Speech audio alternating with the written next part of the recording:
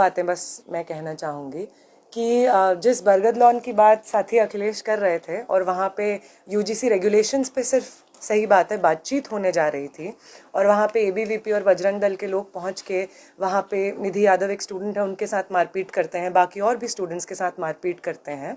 और इसके बाद इलाहाबाद विश्वविद्यालय के एफिलिएटेड कॉलेजेस में एक नोटिस चिपक जाता है जिसमें लिखा होता है कि यूजीसी रेगुलेशंस पे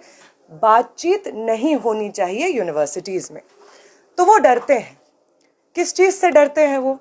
तमाम वाइस चांसलर की पोस्टों के बाद, प्रोफेसरों की पोस्टों के बाद, प्रशासन में डीएम, एसडीएम, आईएएस, आईपीएस की पोस्टों के बाद किस चीज़ से डरते हैं वो डरते हैं कि एक दिन वो छात्र जो यूनिवर्सिटीज़ को बहुत उम्मीद की नज़र से देखते हैं, वो समझते हैं कि हमारी पढ़ाई एक समान समाज की तरफ हमारा एक कदम है, वो स्टूडेंट्स इन लोगों से डरना छोड़ देंगे। इस चीज़ से वो डरते हैं। तो ये जो डर की बात पिछले कई दिनों से लंबे समय से हो रही थी, वो डर मिसयूज़ को लेकर के नहीं है। इसको लेकर के हमें कोई गलतफहमी कभी ना रहे।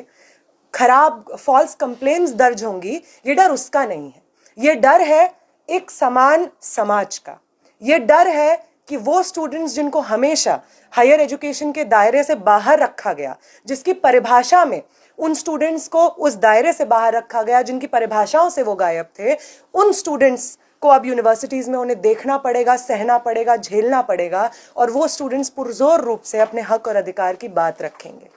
इस चीज़ से उन्हें डर लगता है और हम समझते हैं, मैं समझती हूँ ऑल इंडिया स्टूडेंट्स एसोसिएशन की तरफ से कि हमारा जो ये अब आंदोलन है, ये सिर्फ यूजीसी गाइडलाइंस तक सीमित नहीं है। ये हमारा आंदोलन इस डर के बारे में बन गया है, इस चीज़ के बारे में बन गया है कि जो यूजीसी गाइडलाइंस आबिदा सलीम तडवी और राधिका वेमुला के 6 साल के लंबे कोर्ट बैटल के बाद आती हैं, जो गाइडलाइंस इस देश भर में जब सड़कें जाम हो रही हैं हर साल, साल दर साल, इस डिमांड को लेकर के कि जो सांस्थानिक हत्या हमारे सेंट्रल विश्वविद्यालयों में हो रही हैं, आईआईटीज़, आईआईएम्स में हो रही हैं, उसका हिसाब कौन देगा? हर एक वो जान जो हमारे विश्वविद्यालय जातीय उत्पीड़न के नाम पे ले रहे हैं, उसका हिसाब कौन देगा? इसकी जवाबदेही लेने के लिए जब छात्र साल दर साल सड़कों पे उतरते रहे हैं और यूनिवर्सिटीज़ की तरफ से, सरकार की तरफ से, सुप्रीम कोर्ट की तरफ से, जुडिशरी की तरफ से हमें कुछ सुनने को नहीं मिलता है, ये अब उसकी बात है। जब इस यूजीसी रेगुलेशंस पे स्टे लगता है तो भारी मात्रा में देश भर में अलग अलग जगहों पे छात्र उतरते हैं। आरा में हज़ारों की संख्या से ज़्यादा छात्र उतरते हैं। पटना में 2000 से ज़्यादा छात्र सड़कों पे उतरते हैं। इलाहाबाद में लगभग 500 छात्र सड़कों पे उतरते हैं। गाज़ीपुर में हज़ारों की संख्या में छात्र उतरते हैं। दिल्ली विश्वविद्यालय, जेएनयू में तमाम छात्र सड़कों पे उतरते हैं, ये कहने के लिए कि आपने ये जो रेगुलेशंस प्रावधान लाए थे, ये आपने जिस प्रेशर में लाए थे, उस प्रेशर को आज भी महसूस करिए, क्योंकि आज भी हमारी यूनिवर्सिटीज़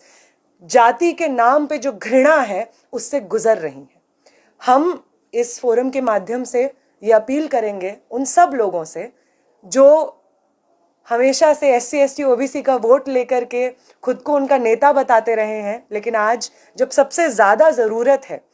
और आज जब हमारी यूनिवर्सिटीज़ मुहाने पे खड़ी हैं एक आंदोलन के, तो वो अपने पैर पीछे ना खींचे, इस आंदोलन से जुड़ें, इस फोरम से जुड़ें और जो तमाम कॉल्स हम इस फोरम के माध्यम से देने जा रहे हैं उन सब का हिस्सा बने। वो सब स्टूडेंट्स जो इस वक्त सड़कों पे सिर्फ इसलिए नहीं हैं कि कोई एक कागज़ पास हुआ था जिस पे स्टे लग गया है, वो स्टूडेंट्स आज सड़कों पे इसलिए हैं क्योंकि हर रोज़ जब वो यूनिवर्सिटीज़ में जाते हैं तो उनको जाति के नाम पे हॉस्टल्स में डिवाइड कर दिया जाता है, उनको जाति के नाम पे बेंच दे दी जाती है, उनको जाति के नाम पे सुपरवाइज़र अलॉट कर दिया जाता है, उनको जाति के नाम पे एनएफएस डिक्लेयर कर दिया जाता है। ये उन तमाम चीज़ों का समूचा गुस्सा है जो अब सड़कों पे उतर रहा है और इस गुस्से को एक निर्णायक अंत तक पहुंचाना हम समझते हैं इस फोरम का काम होगा। हम चाहेंगे कि इस फोरम का अंत में यही हो कि ना सिर्फ ये रेगुलेशंस पास हों जो यूनिवर्सिटीज़ में इस तरीके की हिंसा और भेदभाव को एड्रेस करते हैं, बल्कि जाति का वो आक्रोश, जातीय भेदभाव के स्वरूप में जो आक्रोश है, के परिणाम में जो आक्रोश है, वो आक्रोश एक निर्णायक भूमिका ले और इसको लेकर के हमारी यूनिवर्सिटीज़ एक बेहतर जगह बने, स्टूडेंट्स के आने के लिए, पढ़ने के लिए हमारा समाज एक बेहतर समाज।